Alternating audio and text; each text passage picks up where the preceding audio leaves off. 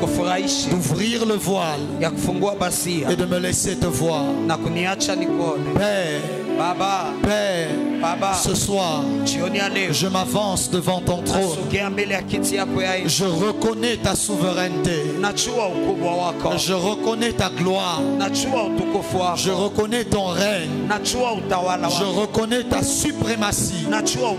Je reconnais que tu es Dieu. Au-dessus des idoles. Au-dessus de toute créature. Au-dessus de toute chose. Tu es Seigneur et tu es Dieu. Au-dessus de toute chose. Tu es Seigneur et tu es Dieu. Nous te déclarons Dieu ici, ce soir. Saint-Esprit, prends la place du Maître et glorifie le nom de Jésus. Dans le nom de Jésus. Est-ce que quelqu'un peut m'aider à acclamer le Seigneur? Je disais, est-ce que quelqu'un peut m'aider à acclamer le Seigneur? Est-ce que tu peux bien faire cela? Est-ce que tu peux bien faire cela? Est-ce que tu peux bien faire cela? Combien sont dans la joie d'être dans la présence de Dieu ce soir?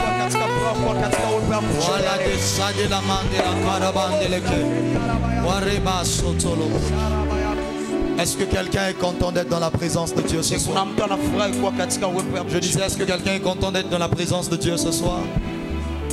Je suis tenté de chanter, mais si je chante, le temps va passer.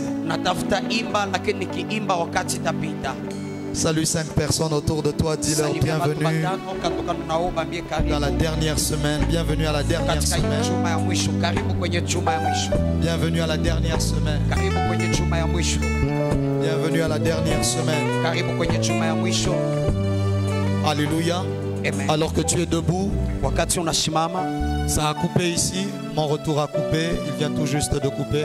Ça doit être les gens qui viennent de passer là pour se saluer. Prends avec moi ta Bible. Je disais ce soir, j'entre dans des choses très délicates et dangereuses. Merci. Je pense que non, là ça a coupé. Là, c'est bon. Ok. À partir de ce soir, nous entrons dans des sphères très élevées. Et je viens parler pour tout dire. Alléluia. Amen. Alléluia. Amen. Très peu le savent. Mais en réalité, à chaque fois que je prêche ici devant, je ne donne que le 20% de ce qui est ici à l'intérieur. Peu importe le thème. Parce que s'il fallait donner le 50 ou même 80%,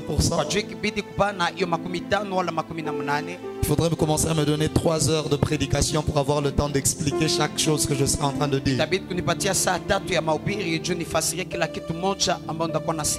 Mais ce soir, le ciel est ouvert au-dessus de nous. Je disais ce soir, le ciel est ouvert au-dessus de nous. Je sens la gloire et la présence de Dieu en ce lieu.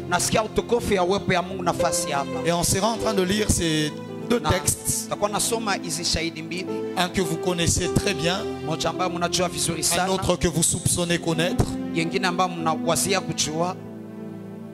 On va commencer donc par celui que vous soupçonnez connaître, Ézéchiel 28, le verset 11 à 17.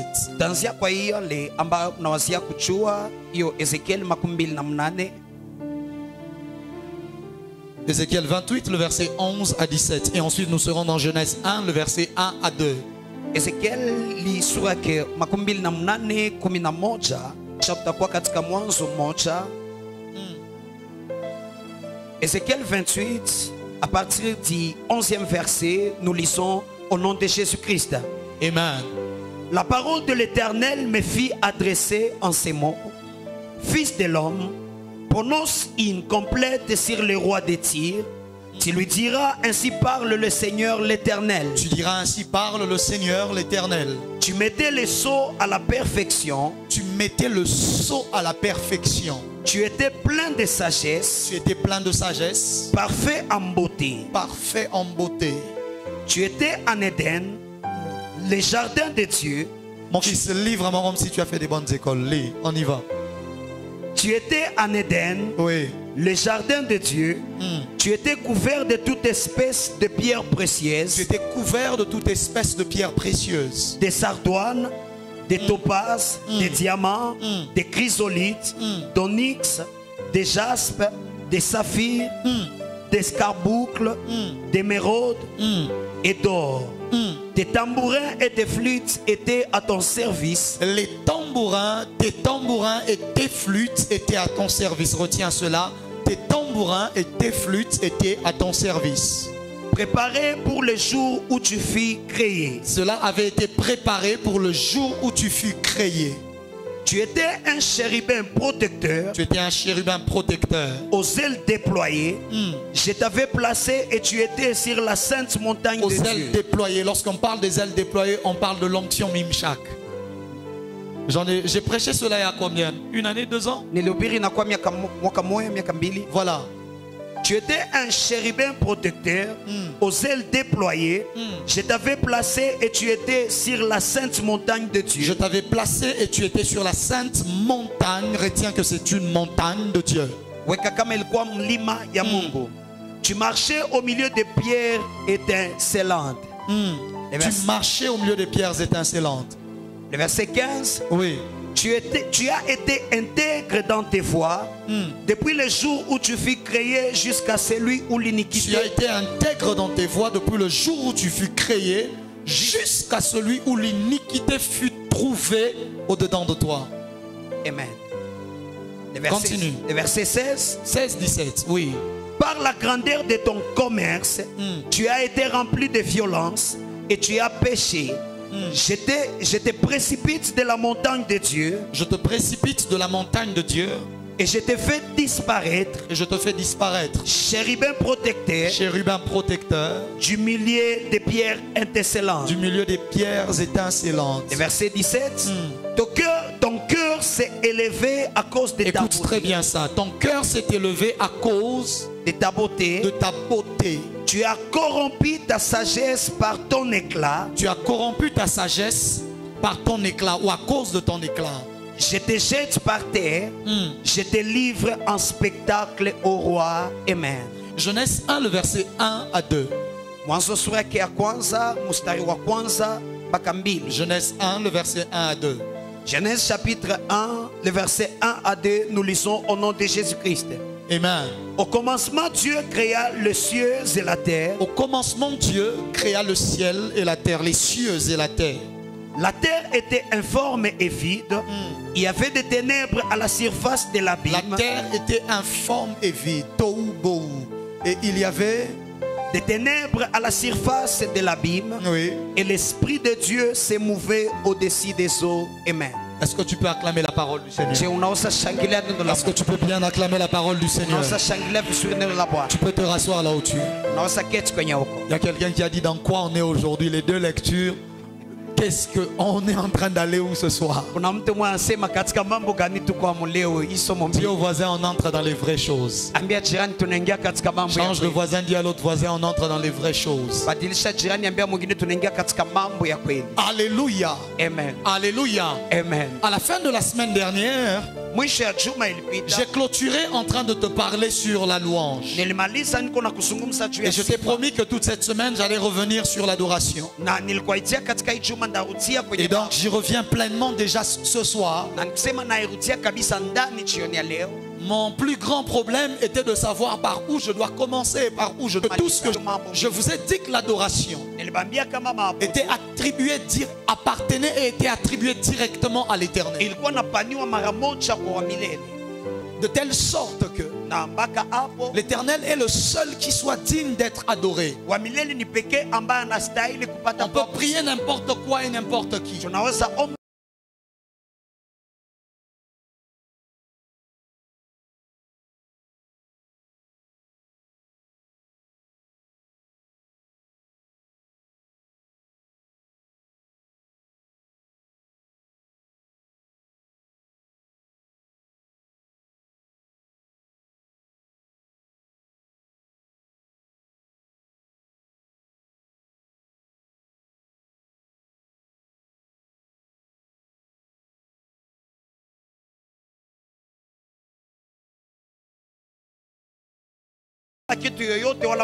Et si cette personne a un certain pouvoir, la personne peut t'exaucer. Tu peux prier ton oncle qui a la capacité de te donner du travail dans une entreprise. Tu vas le supplier, n'est-ce pas? C'est une prière. Tu peux, certains prient des démons et toutes sortes de choses. Mais l'adoration est la propriété privée de Dieu. C'est l'adoration qui crée la ligne de démarcation entre tout ce que les hommes peuvent prier et l'Éternel lui-même. C'est comme ça que je vous ai dit que Pharaon a dit à Joseph: tu seras au même niveau que moi. Tout ce que je suis capable de faire, tu le feras. Mais une seule chose me séparera de toi. Ce sera le trône. Et lorsque l'on parle de trône, on parle de l'adoration. Pharaon était en train de dire à Joseph: tu as la capacité de répondre aux besoins de qui tu veux. Tu as la capacité de prendre toutes les plus grandes décisions. Si le matin tu veux que tout l'Égypte soit changé, commence à faire les choses différemment, ça te regarde. Tout le pouvoir que j'ai, je te le donne à toi aussi. Mais il y aura une seule chose qui sera la différence entre toi et moi, Joseph. La différence, ce sera que moi je serai assis sur le trône et pas toi. La différence, ce sera que moi on m'adore comme étant un Dieu en Égypte. Et toi, Joseph, peu importe ton niveau, on ne t'adorera pas. Est-ce que quelqu'un a compris? Parce que Pharaon était adoré en Égypte comme étant un Dieu. Il dit à Joseph: je te donne tous les pouvoirs, c'est vrai. Mais ne confonds pas. Et ne crois pas que je t'ai rendu digne de recevoir l'adoration qui m'est destinée à moi. Pharaon était considéré comme le fils de Ra. Alléluia. Amen. Alléluia. Est-ce que quelqu'un est avec moi ce soir? Je veux déposer la matière d'abord dans ton cerveau avant que je ne travaille. Ne t'inquiète pas. Tu me dis avance, j'avance. Dis plus fort que cela, avance, prophète. Dis plus fort que cela, avance, prophète. Et le texte que nous avons lu d'Ézéchiel est en train de nous décrire des vérités très grandes, très frappantes et choquantes. Mais quand est-ce que ces événements ont eu lieu? Ces événements ont eu lieu entre Genèse 1.1 et Genèse 1.2. Parce qu'en réalité, lorsque la Bible déclare: au commencement Dieu créa le ciel et la terre. Point.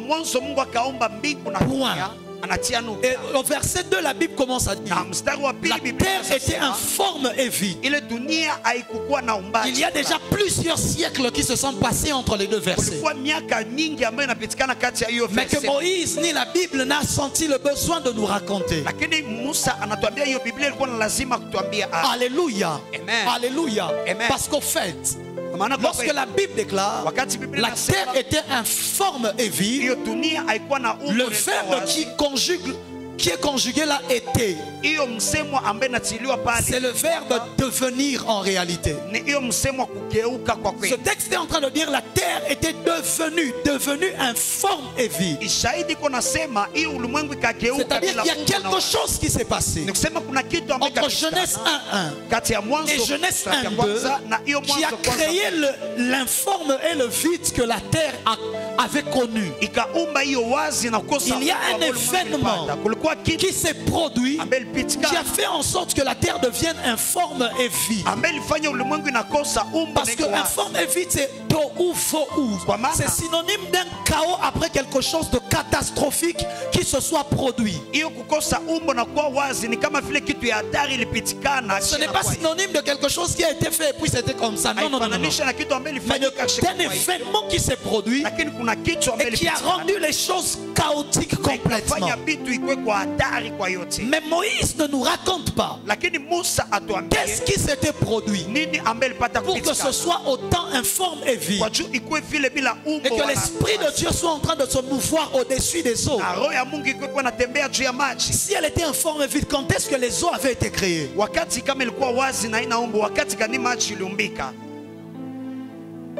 Il n'y a aucun verset où on te raconte comment est-ce que Dieu a créé les eaux. Au début, on te dit déjà que l'Esprit de Dieu se mouvait au-dessus des... Tu me dis avant, c'est jamais. Tout ce que Dieu a fait, c'est séparer les eaux d'en haut et les eaux d'en bas. C'est-à-dire, il y a des événements que Moïse ne raconte pas. Et ces événements, c'est ce que Ézéchiel et Esaïe nous racontent. Parce que je peux avancer maintenant.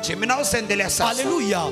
C'est qu'il y a une guerre au ciel. Il y a une rébellion au ciel. Le ciel qui était le lieu le plus calme, le plus parfait, a eu à connaître une très grande rébellion.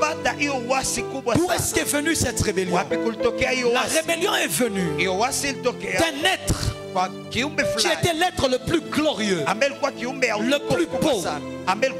Il était le chérubin protecteur. Certains versets le traitent même d'étoile. Il était un astre brillant. Le texte d'Ésaïe est en train de dire il mettait le son à la perfection. La plus belle des créatures de Dieu. Parce qu'au fait, il était celui qui avait la responsabilité de prendre l'adoration et de conduire cela vers le Seigneur. Il s'appelait Lucifer, qui signifie ange de lumière, être de lumière. Alléluia. Alléluia. Il était chargé de prendre l'adoration et d'emmener cela vers le ciel, vers le Père, vers le Seigneur. C'est pour cela que la Bible déclare que lutte et tes tambourins ont été préparés d'avance pour le jour où tu fais créer. C'était ça son travail. C'était de prendre la louange, les instruments, l'adoration et d'emmener cela vers le Dieu invisible. Dieu l'avait créé quasiment parfait. Dieu l'avait créé avec une splendeur et une gloire étonnante. Pourquoi? Parce que Dieu est invisible. Même les anges n'ont jamais vu Dieu.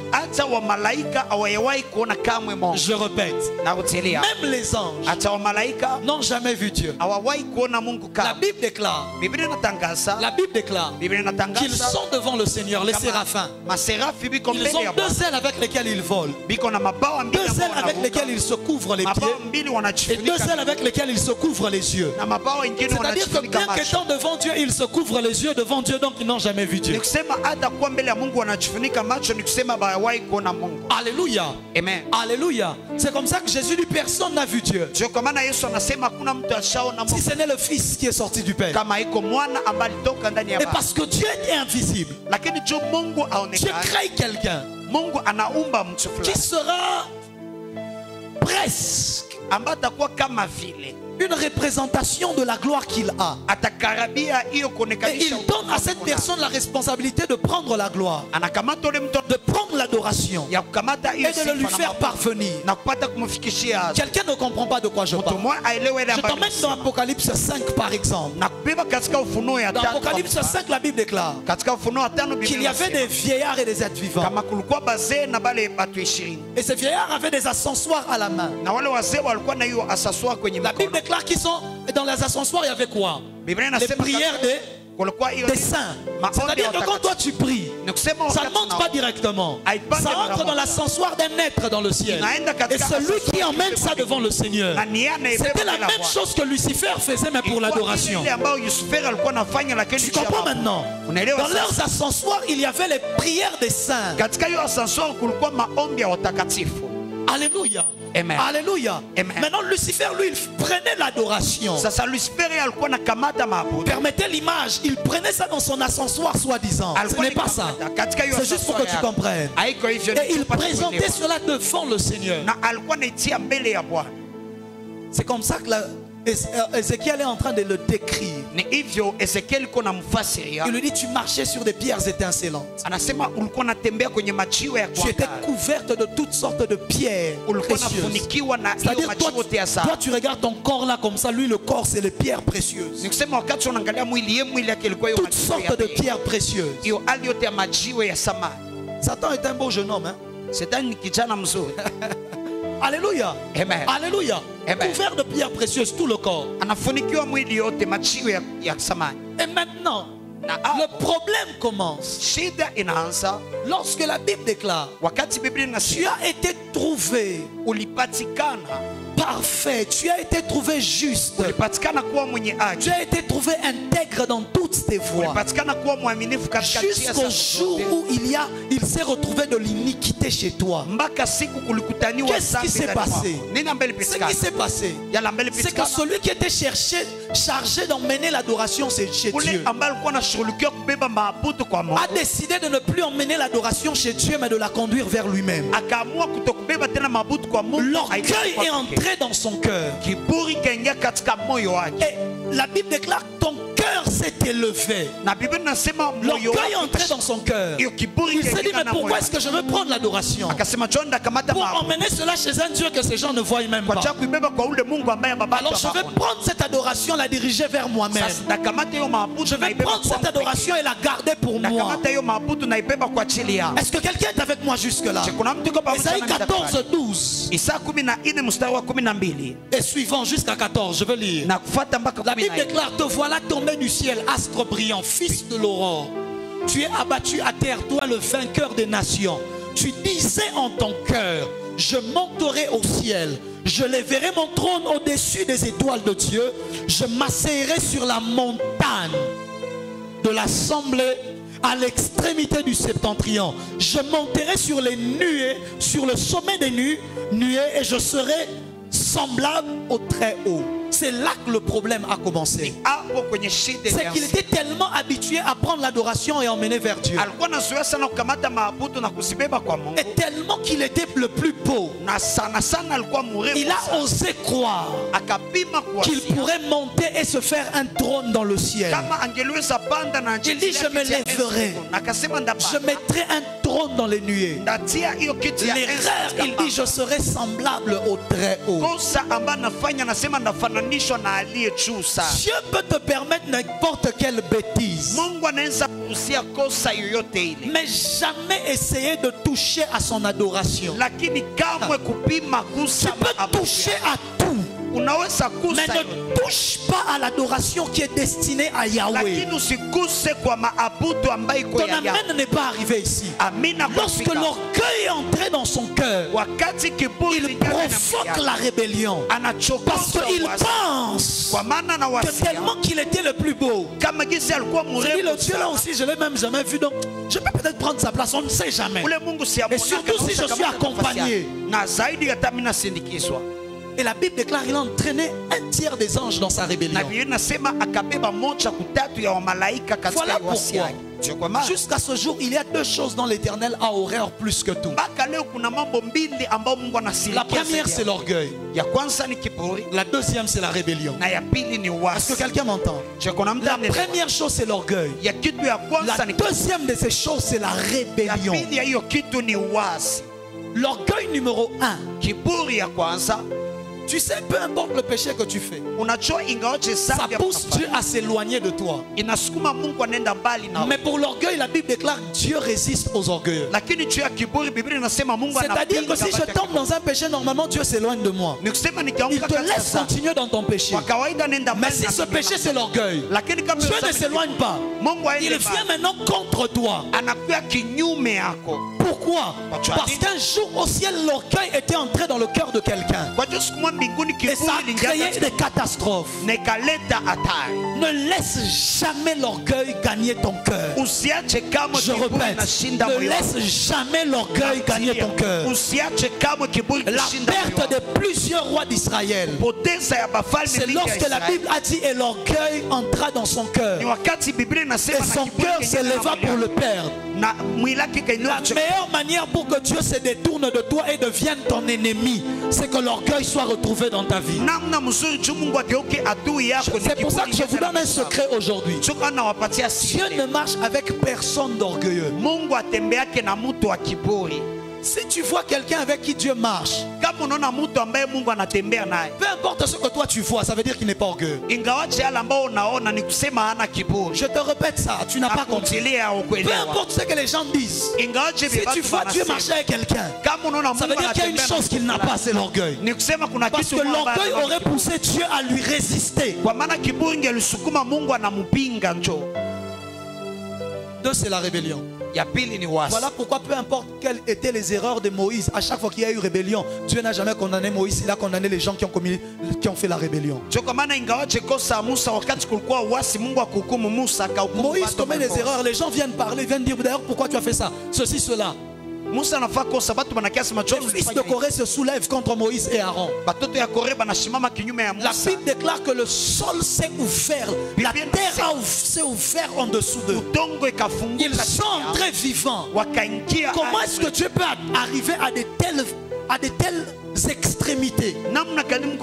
Il pouvait juste leur donner une maladie et ils meurent. Mais c'est la terre qui souffre pour dire Dieu n'accepte même pas la rébellion. Peu importe quand est-ce qu'une rébellion commence, fais un effort de ne jamais te retrouver dedans. Ne sois jamais lié de près ou de loin à une quelconque rébellion. Même si tu es dans une autre église, dans ton église là-bas les choses ne vont pas bien, ne te lève jamais contre l'église, contre le pasteur. Ne sois jamais mêlé à une... Jamais. Car peu importe les erreurs du responsable là, si tu vas partir par, mais ne fais pas de rébellion. Dès que ça devient rébellion, la terre va te combattre. Le ciel va se fermer sur toi. Cette génération joue parce qu'elle n'a pas encore compris les mystères. Les principes spirituels, on ne joue pas avec eux. La rébellion ne passera jamais devant l'Éternel. Moïse prend une femme qui était étrangère, alors que lui-même dit aux enfants d'Israël de ne pas avoir de femme étrangère. Lui, il avait une femme étrangère. Myriam Aaron se fâche. La Bible déclare que Dieu est venu les gronder, les réprimander. Il a dit ils n'entreront pas à Canaan. Pourquoi? Parce que simplement il voulait se rebeller contre Moïse. Alléluia. Amen. Alléluia. Amen. Ne sois jamais mêlé à une quelconque rébellion de près ou de loin. Jamais. Parce que la Bible déclare que les fils de Corée sont entrés vivants dans la terre avec leur famille et avec leurs biens. C'est-à-dire il y a quelqu'un, son erreur c'était juste de connaître Corée dans sa vie. Son erreur c'était d'avoir le même sang avec Corée. Et c'était fini. Il est aussi entré. Corée, Dathan et Abiram. Et tous leurs proches, même celui qui n'avait peut-être pas trop à voir, mais si tu avais un lien avec Corée, tu entres aussi. Pourquoi? À cause du mauvais souvenir que l'Éternel a de ce que l'orgueil et la rébellion avaient fait au ciel. Acclame la parole du Seigneur et je continue.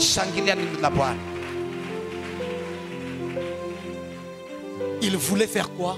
Il voulait prendre l'adoration et la garder lui-même.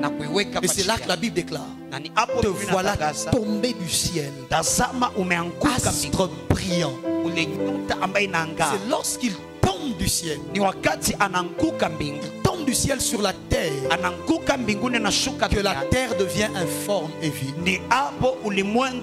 C'est comme ça que les scientifiques vont te dire qu'il y a un astre qui était tombé, soit ils peuvent appeler ça une comète, ils peuvent appeler ça un astéroïde, ils vont te dire quelque chose qui était tombé du ciel, qui avait détruit toute la terre. En réalité, la science n'a jamais contredit les Écritures. Ils croient qu'ils contredisent les Écritures, mais en réalité, une forme qui expliquait les Écritures. Alléluia. Alléluia. C'est lorsqu'il tombe que le chaos est installé. Et au milieu de ce chaos-là, Dieu vient créer maintenant.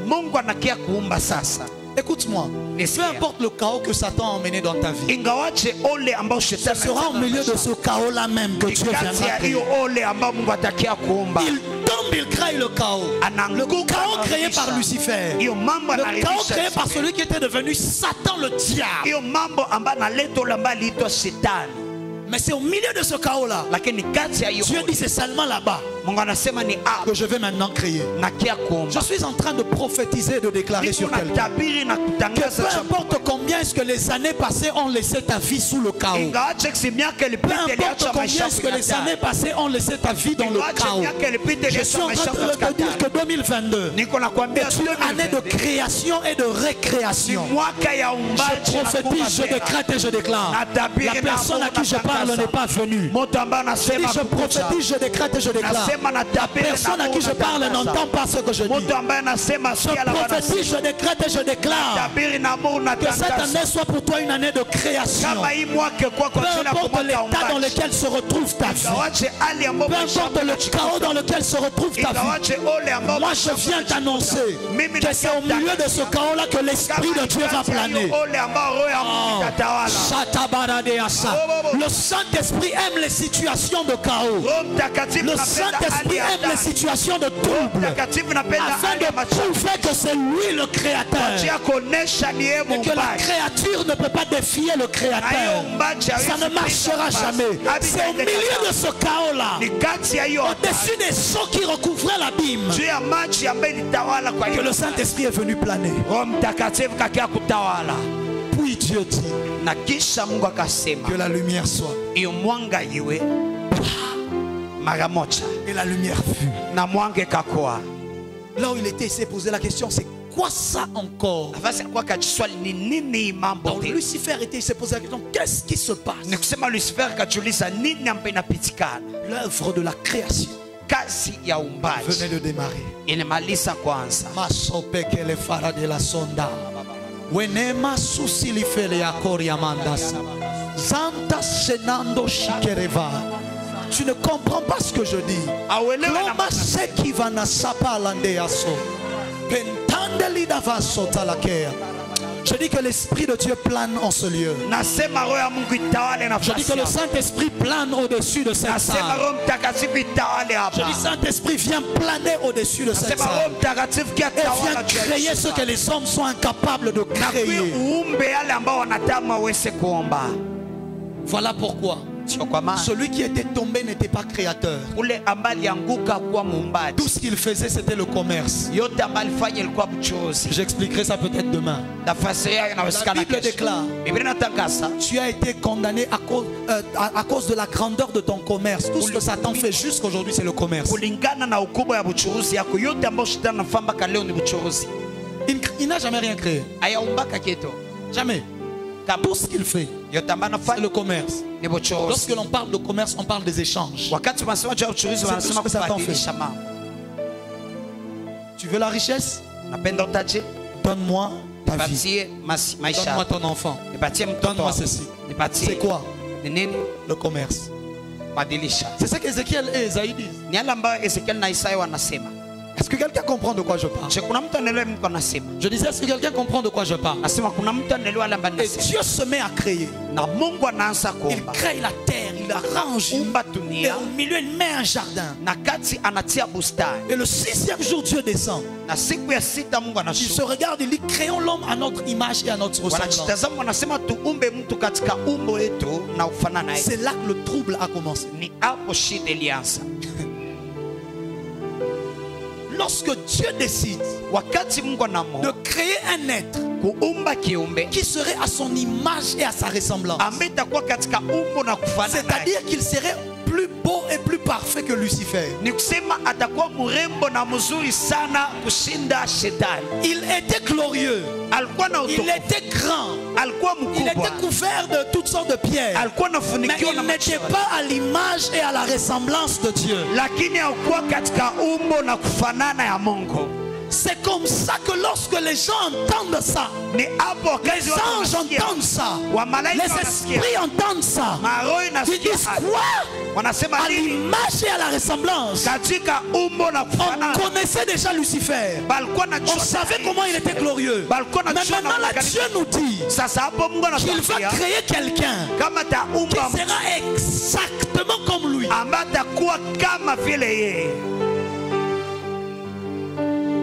Mon Dieu. Écoute-moi.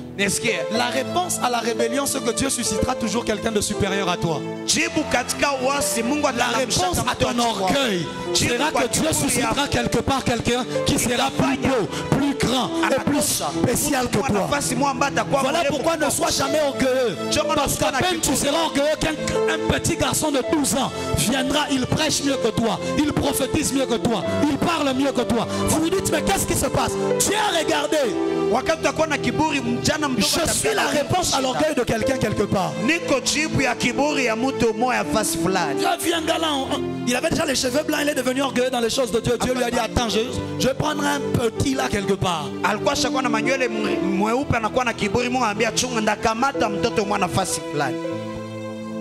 des cheveux blancs dans la tête. Il a servi Dieu 450 ans. Dieu lui dit des choses, il ne veut plus faire, il est devenu orgueilleux. Dieu dit, attends, il va au fin fond de Mongafula, il va chercher Ézéchiel. Il prend Ézéchiel. Le but c'est quoi? C'est de fermer la bouche à celui qui était orgueilleux.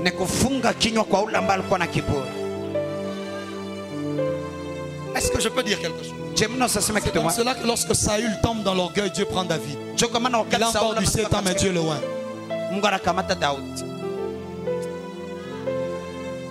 Est-ce qu'il faut que je dise cela ou que je ne dise pas? Tu me dis avance et j'avance. Tu me dis avance et j'avance. Dieu crée l'homme à son image et à sa ressemblance. De telle sorte que même lorsque Dieu crée l'homme, même les anges étaient en train de regarder, ils étaient attentifs. Parce qu'ils n'avaient jamais vu Dieu. Et maintenant il y aurait quelqu'un qui est comme Dieu. Enfin ils allaient avoir l'opportunité de voir à quoi Dieu ressemble. Enfin ils allaient avoir la capacité de voir comment est-ce que Dieu est. Au travers de ce miroir que Dieu était en train de créer, à son image et à sa ressemblance. La réponse de Dieu a été la création de l'homme. Mais pourquoi est-ce que Dieu crée l'homme à son image et à sa ressemblance? C'est parce que celui qui était supposé lui apporter l'adoration a détourné l'adoration vers lui. Alors Dieu crée un homme qui, son adoration ne viendra pas du fait qu'il dise à Dieu ce qu'il est. Mais son adoration viendra du fait qu'il est en train de montrer à Dieu celui qu'il est. C'est comment est-ce qu'on définit l'adoration de manière basique? On dit que l'adoration, c'est de dire à Dieu ce qu'il est. Alors maintenant Dieu crée l'homme. Le but de la création de l'homme était l'adoration. Mais jamais vous n'avez vu Adam dans le désert avec une guitare. Jamais vous n'avez vu Adam dans le désert en train de chanter et dans le jardin en train de chanter. Jamais Adam n'a été dans le jardin en train de dire de belles paroles à Dieu. Jamais. Mais en quoi donc consistait son adoration? Son adoration c'était dans le fait qu'il n'avait pas besoin de le dire, mais il reflétait à Dieu ce que Dieu était.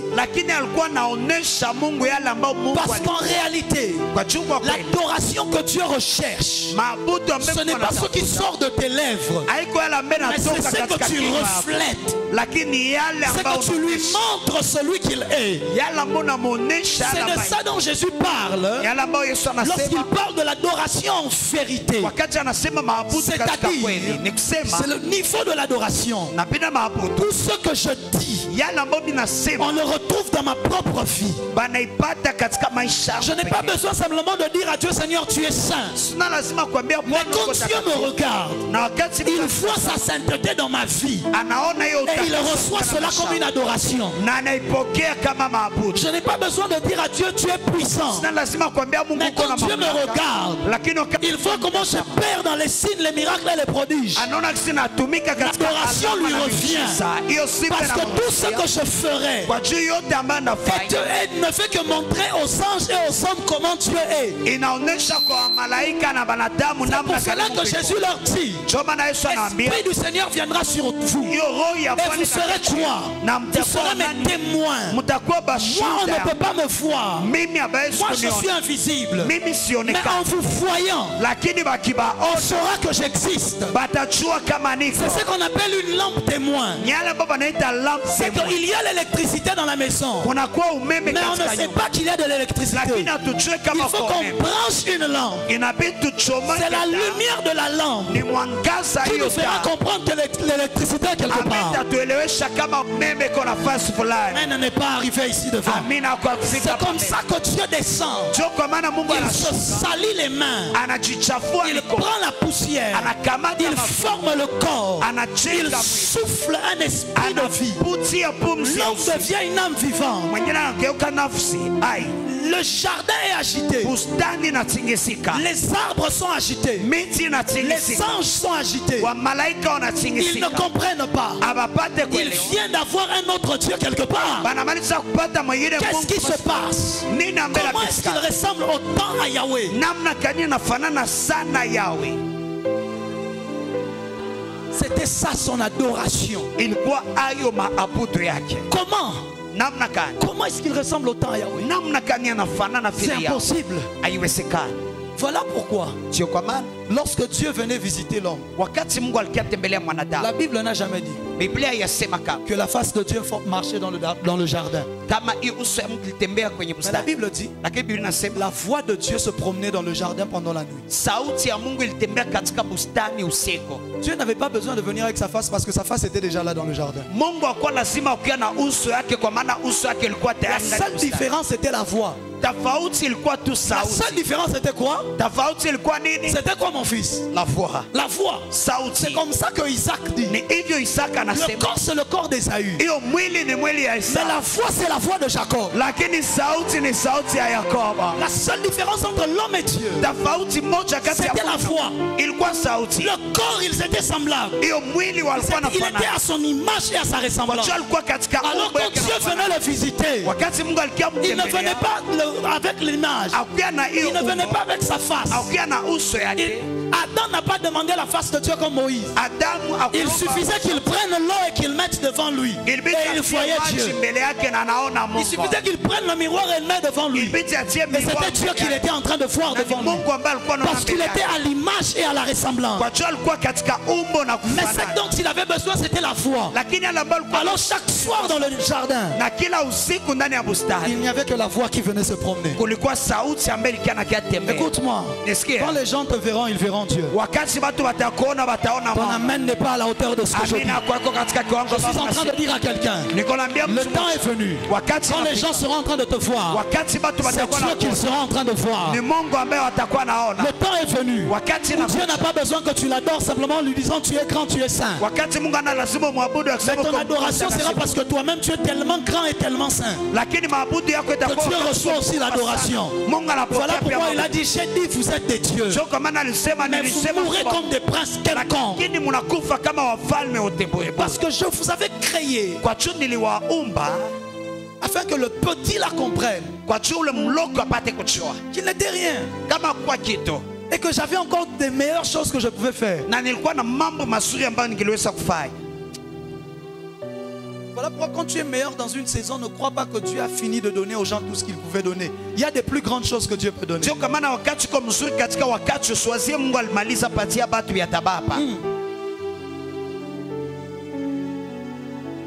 L'image, la ressemblance, c'est ça l'adoration que Dieu est en train d'attendre. Quand Dieu te regarde, il dit hey, petit, il dit je suis comme ça. Tu ne lui as pas dit ça. mais il le voit dans ta manière de parler, dans ta manière de faire, dans ta manière d'agir. Il voit cette image. Satan est venu détruire l'adoration.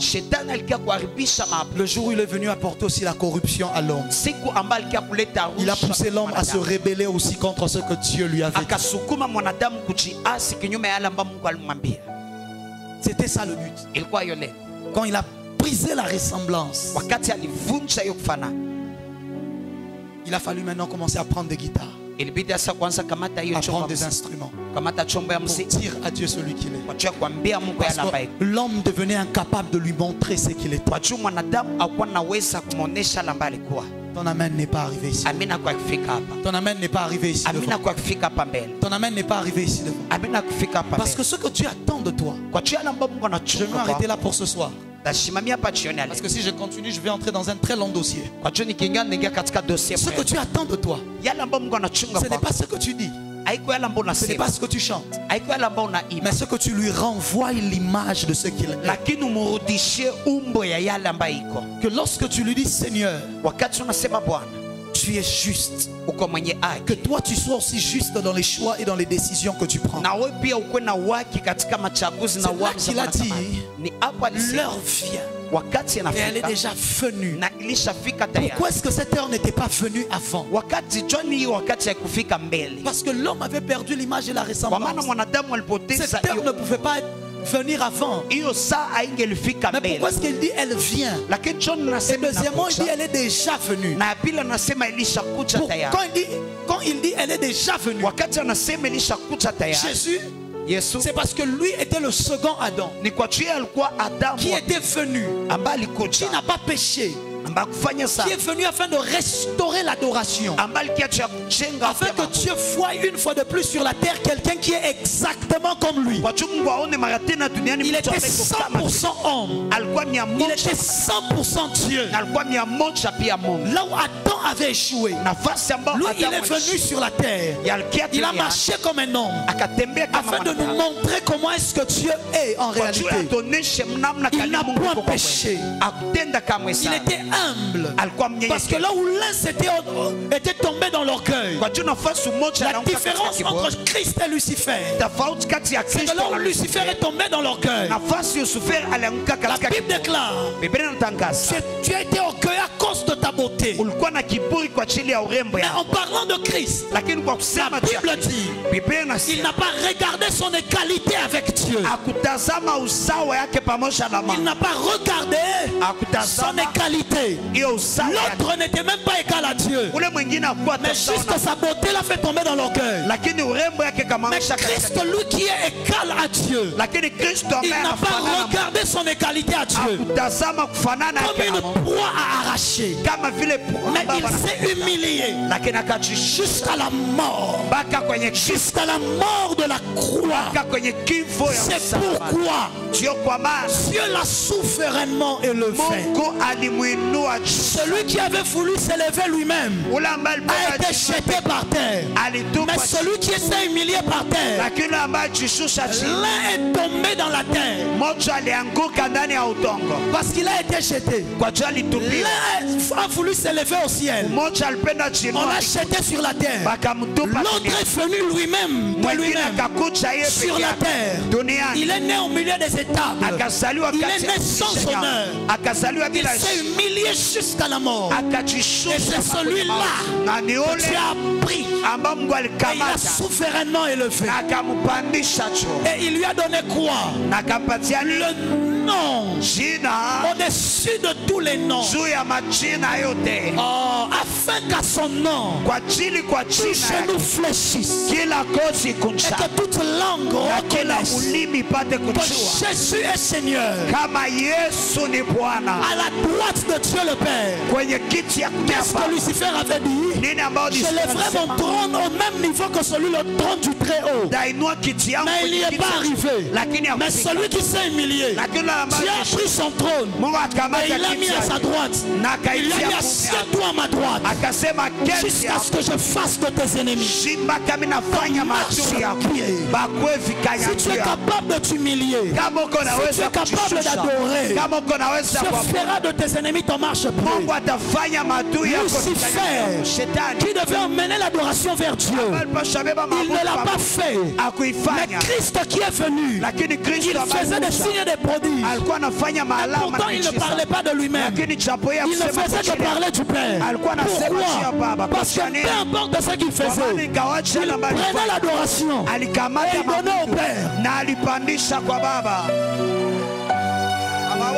Il prenait l'adoration et il donnait au Père. Il prenait l'adoration et il donnait au Père. Nul ne peut faire tout ce qu'il disait. Mon Père, Dieu, tout ce qu'il disait, il ne parlait pas de lui-même. Il parlait du Père. Il parlait du Père. Il parlait du Père. Alors le Père a dit, tu m'adores, je vais te lever. Et il lui donne le nom au-dessus de tous les noms, afin qu'en son nom, que Lucifer fléchisse, afin qu'à la mention de son nom, que les démons fléchissent, afin qu'à la mention de ton nom, que le péché fléchisse, afin qu'à la mention de son nom, que la maladie fléchisse. C'est comme ça que de la même manière quand Adam est entré sur terre et qu'il était avec Ève, le serpent est venu dans le désert et il est venu avec des questions. Est-ce que tu as réellement dit? Et ce jour-là il était encore assis chez lui à l'aise et il entend que l'Esprit de Dieu vient de descendre sur quelqu'un. Il va le chercher dans le désert. Il vient voir. Mais il ressemble à Dieu ce gars. Après que Christ a fait 40 jours et 40 nuits dans le désert, il lui dit, si tu es réellement le Fils de Dieu, ordonne à ces pierres de devenir des pains. Sauf que les pains sont une prière, mais les pierres sont une louange.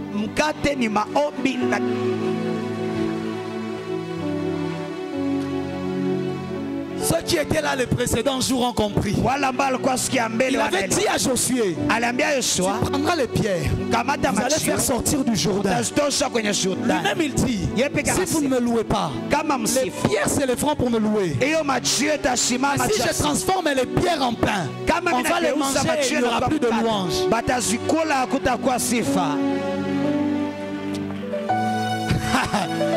I can mess up with your mind today. Écoute-moi. Il regarde.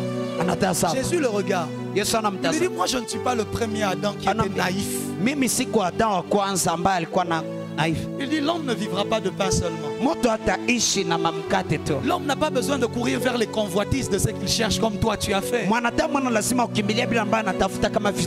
Il vivra de toute parole qui sortira de la bouche de l'Éternel. Il le prend encore. Il l'emmène sur une haute montagne. Sur le temple, il lui dit, jette-toi Dieu en bas. Parce qu'il est écrit, il ordonnera à ses anges de te porter. Parce que ce qu'il voulait, c'est que Jésus cherche la gloire d'être porté par les anges comme lui il avait cherché la gloire. Jésus le regarde. Il dit, tu ne tenteras pas l'Éternel, le Seigneur ton Dieu. Je n'ai pas besoin de ça. Je suis déjà bien, je suis stable. Pourquoi je veux me jeter? Ne va pas te jeter là où tu es stable en Christ alors. Ne va pas te faire entrer dans des risques inutiles dans le monde alors qu'en Christ tu es stable. Il le prend. Il l'emmène sur la montagne. Il lui dit, tu vois tout ça, toute cette gloire des peuples et des royaumes, ça m'a été donné. Il reconnaît que ça lui a été donné et que ce n'est pas lui. Parce que c'est l'homme qui le lui a donné lorsqu'il a commencé à lui obéir. C'est Adam qui le lui a donné le jour où il a décidé de lui obéir. Parce que celui à qui tu obéis est celui qui est au-dessus de toi. Adam était venu comme la créature la plus élevée, mais quand il a obéi à Satan, il est descendu en dessous. Et il a dit, ça m'a été donné. Je peux te les donner si tu te prostères. Et tu fais quoi? Parce que depuis le début, c'était une question d'adoration. Depuis le début, tout ce qu'il faisait là, c'était pour lui dire, si tu te prostères, et tu fais quoi? Et tu m'adores. Et c'est lorsqu'il a parlé de l'adoration, Jésus n'a pas fait sortir de versets bibliques. Jésus n'a pas donné d'explication. Jésus n'a plus continué de conversation avec lui. Il lui a dit, va-t'en Satan. C'est que tu ne comprends pas. C'est qu'il s'est fait appeler Satan lorsqu'il a été chuté. Avant, son nom était Lucifer. Quand Jésus dit va-t'en Satan, il est en train de lui rappeler que tu es tombé. Écoute-moi, que ce soir le Seigneur rappelle à Satan qu'il est tombé dans ta vie et qu'il n'a pas de gloire. Ce soir il faut rappeler au diable qu'il n'a plus de gloire, qu'il n'a plus de pouvoir. Il est tombé il y a longtemps. Ton amen n'est pas à la hauteur de ce que je dis. Je dis ton amen n'est pas à la hauteur de ce que je dis. Et lorsqu'il s'humilie et qu'il meurt, c'est là qu'il dit à la femme, l'heure vient. Parce qu'il y a plusieurs autres qui arrivent. Mais elle est déjà venue parce que moi je suis déjà là. Où les vrais adorateurs adoreront qui? Le Père. Le Père. En esprit et en vérité. En vérité. Parce que les choses qu'ils diront seront les choses qu'eux-mêmes vivront. Les choses qu'ils diront sur Dieu, Dieu le verra et le constatera dans leur vie. Lève-toi là où tu es et commence à adorer le Seigneur. Lève-toi là où tu es. Je m'arrête là ce soir. Adore le Seigneur, adore le Seigneur. J'aimerais t'entendre élever ta voix. J'aimerais t'entendre élever ta voix. Adore Dieu. Adore Dieu, adore Dieu. Adore Dieu ce soir. Dis à Dieu, je veux te ressembler. Afin que mon adoration soit en vérité. Que je sois le reflet de ta personne. Que je sois tel que tu es. La Bible déclare tel il est. Tel nous sommes sur la terre. Ce que Dieu attend de toi, c'est que tu lui ressembles. Que lorsqu'il te voit, qu'il se voit. Que lorsque les hommes te voient et qu'ils voient Dieu. Ton adoration de ce soir, ce sera de dire à Dieu, je veux te ressembler. Je veux être comme toi. Je vais arrêter de ressembler à Satan. Parce qu'à chaque fois que tu ne ressembles pas à Dieu, ça veut dire que tu es en train de ressembler à Satan. Je refuse de ressembler à Satan. Je refuse de ressembler à celui qui a été déchu. Je veux ressembler à Dieu. Je veux ressembler à Jésus. Que lorsque tu me vois, Éternel, que tu te voies au travers de mes yeux. Afin que lorsque tu me vois, que tu te voies au travers de ma vie. Que je ne prêche pas seulement des choses, mais que mes prédications soient ma vie. Afin que lorsque tu me vois,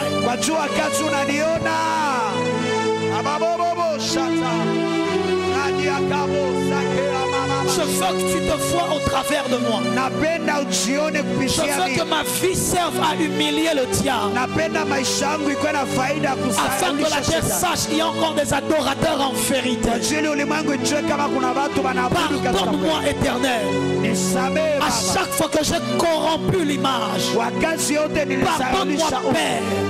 Pour chaque fois où je n'ai pas su être à la hauteur de ta ressemblance. Mais la Bible déclare: ce n'est ni par force, ce n'est ni par puissance, mais c'est par ton esprit, ô Éternel. Satan n'est pas venu rencontrer Jésus tant qu'il n'avait pas encore eu l'esprit. Il y avait la ressemblance qu'il n'avait pas encore. Mais le jour où Jean-Baptiste l'a baptisé et que l'esprit est venu sur lui, c'est là que Satan est allé le chercher dans le désert. La ressemblance dont j'ai besoin, Seigneur, c'est celle qui me vient de ton esprit. Saint-Esprit, donne-moi de ressembler à Jésus. Saint-Esprit, donne-moi de parler comme Jésus. Saint-Esprit, donne-moi de marcher comme Jésus. Saint-Esprit, donne-moi d'être comme Jésus. Je veux te ressembler. Et ce sera ça l'adoration que tu recherches. Alors tu créeras l'adoration de ma vie. Alors tu créeras l'adoration de ma destinée. Alors tu créeras l'adoration de ma bouche. Alors les fruits de mes lèvres seront précieux. Dis à Dieu: je veux te ressembler, je veux te ressembler. Oh, je ne t'entends pas parler à Dieu ce soir. Si tu sens que tu veux t'agenouiller, tu t'agenouilles. Si tu veux t'asseoir par terre, tu t'assois par terre.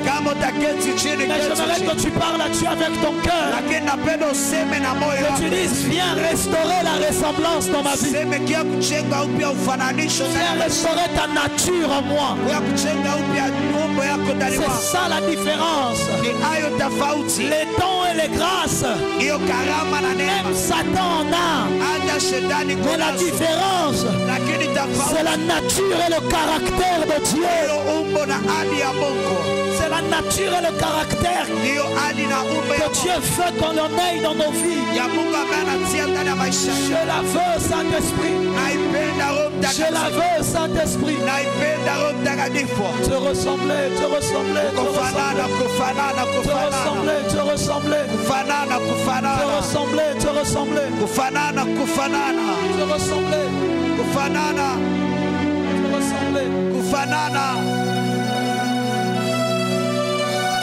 ressembler.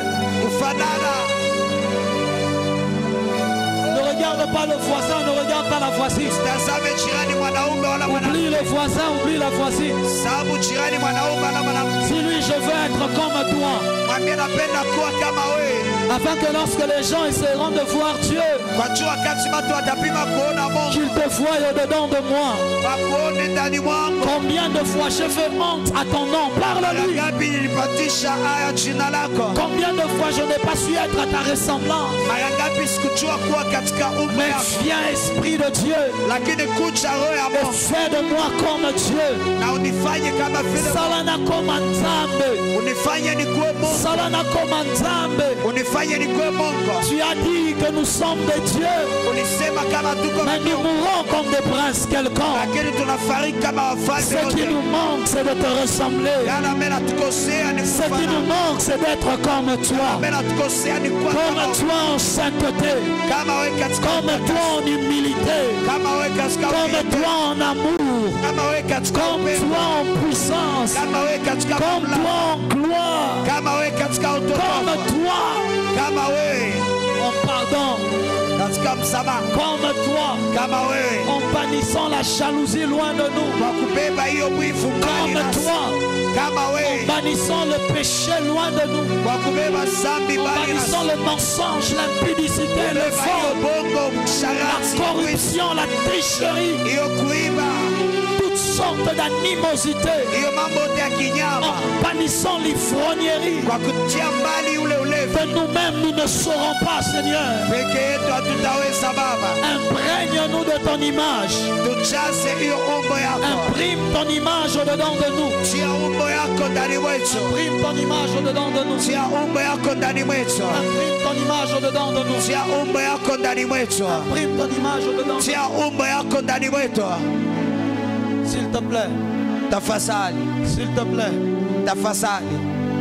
S'il te plaît. Ta façade. S'il te plaît. Ta façade. Nanyaza lokola yo salete bomo inanga na yo ezala moko natatola bena yemba teyobo Nanyaza lokola yo. Est-ce que tu peux le dire? Rabashaya Nanyaza Otombolaka Otombo laka kita beloku munamboka tutatoli etoye mon Dieu nazala lokola yo nazala salete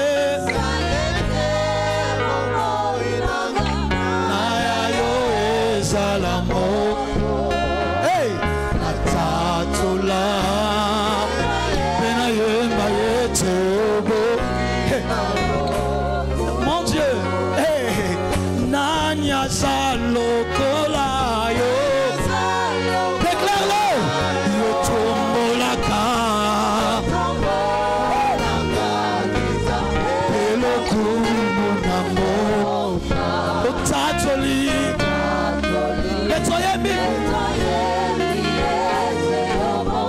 Est-ce que tu peux encore le dire? Est-ce que tu peux encore le dire? Nasala lokola yo salete. Fais de cela ta déclaration ce soir. Natatola.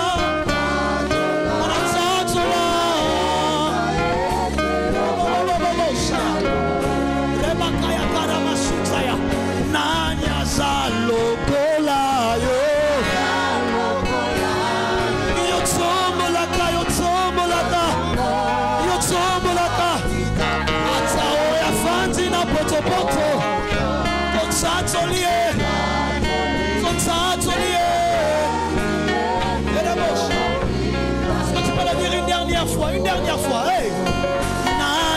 Nasala lokola yo, nasala salete,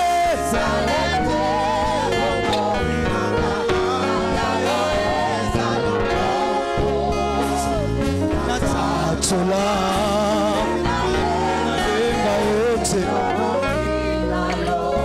Lève tes mains vers le ciel.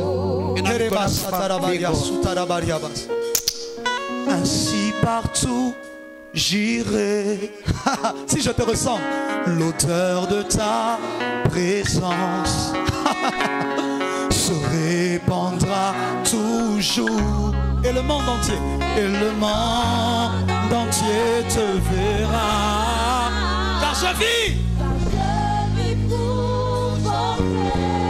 Hey, l'étendard. Et que le monde entier te glorifie. Ainsi partout j'irai. Encore une fois, on y va. Ainsi partout j'irai. L'odeur de ta présence. Monte avec moi, ça m'entendra. Et le monde entier.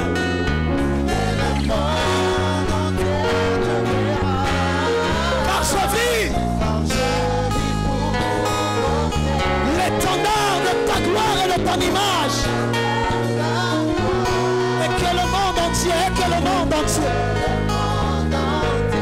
Est-ce que tu peux encore le dire? Est-ce qu'on peut encore le répéter? Ainsi partout j'irai.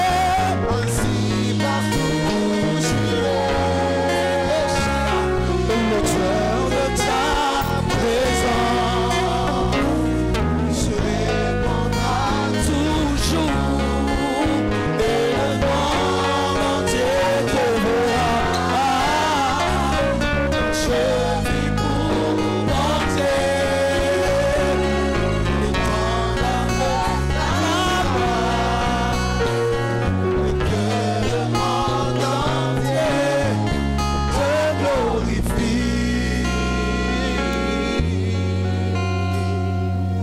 Élève ta voix, parle à Dieu.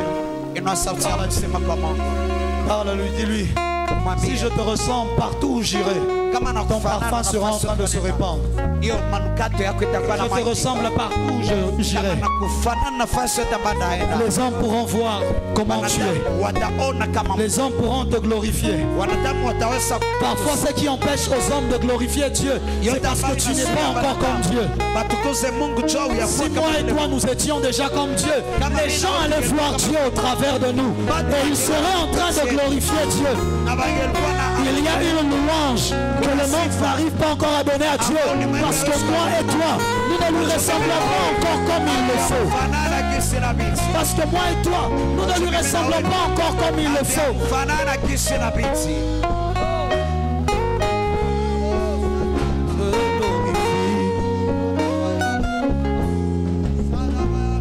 Car je vis pour porter l'étendard que le monde entier.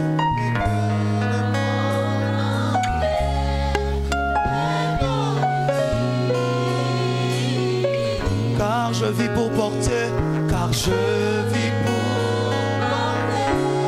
C'est pour ça que tu m'as mené sur terre. Et que le monde entier, se glorifie. Car je vis pour porter ce soir l'étendard de ta gloire. Et que le monde entier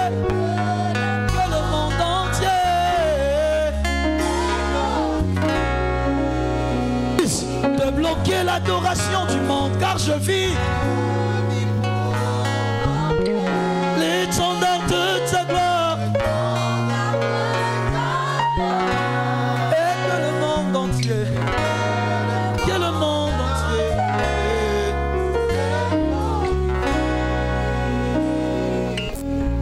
je prie dans le nom de Jésus,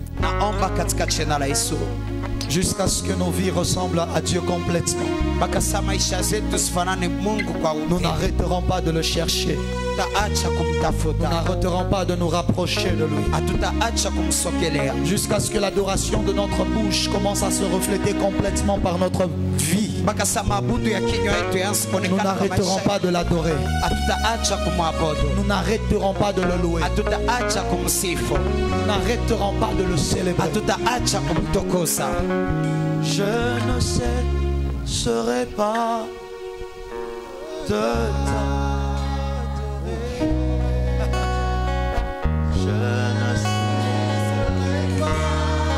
t'adorer.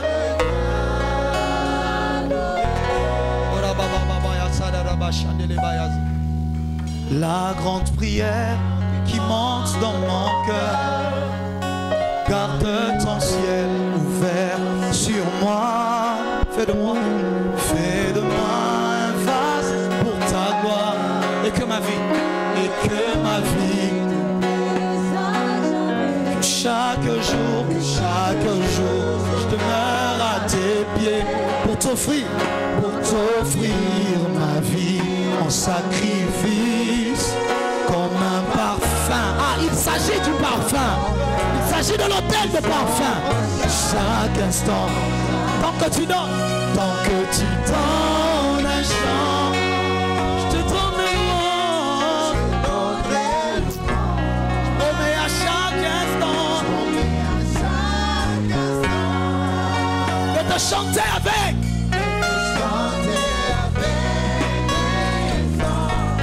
Tant qu'il y aura la vie dans ce commentaire, je ne cesserai pas,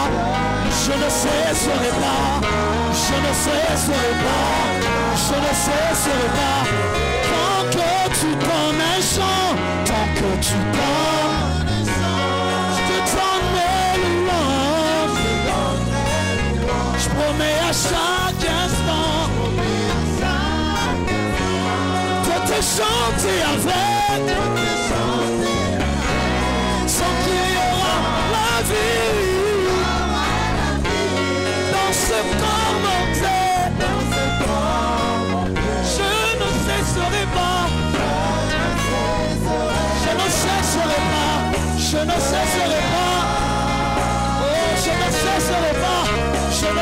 cesserai pas. Je ne cesserai pas. Je ne cesserai pas. Je promets, je ne cesserai pas. Je ne cesserai pas. Je promets, je ne cesserai pas. Je ne cesserai pas. Je te dis, je ne cesserai pas. Je ne cesserai pas. Moi, je ne cesserai pas.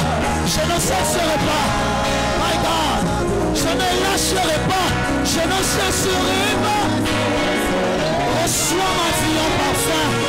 Reçois mon chant en parfum. Reçois ma vie en parfum. Reçois mon chant en parfum. Je ne cesserai pas, Seigneur.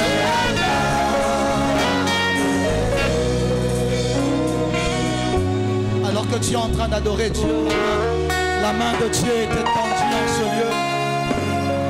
Alors que tu es en train de le célébrer, sa main est étendue en ce soir.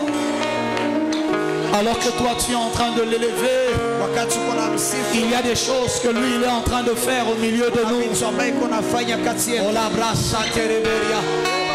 La Bible déclare de la même manière que Moïse éleva le serpent des reins dans le désert. Il